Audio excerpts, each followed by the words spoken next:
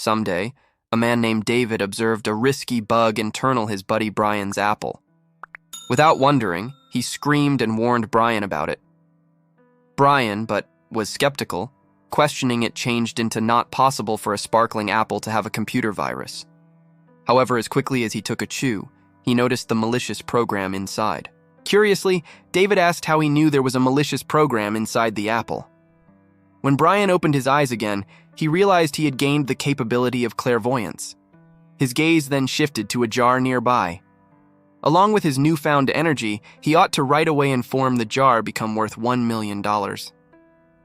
"How lots is that this jar well worth?" David asked Brian.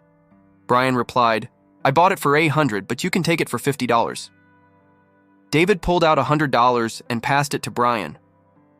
Brian, amazed, asked, "Why do you need the jar?"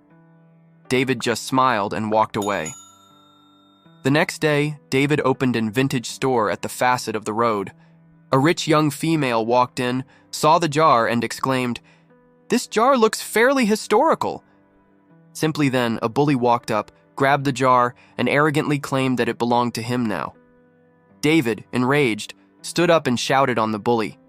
The bully laughed and called the jar vain. But then, a lady status close by said, "I will buy that jar for $1 million. Absolutely everyone became bowled over. David passed the jar to her, and the woman carefully cleaned it, revealing its real, unique look. The onlookers right away realized it changed into a treasured vintage. Later that day, David attended a party where a wealthy younger guy discovered that David had opened an antique keep.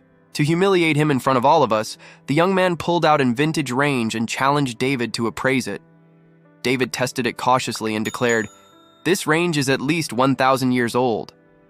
The wealthy young man burst out giggling, or even the classmates round them didn't accept as true with him. The young guy then requested, "Are you courageous sufficient to shop for it for $50,000?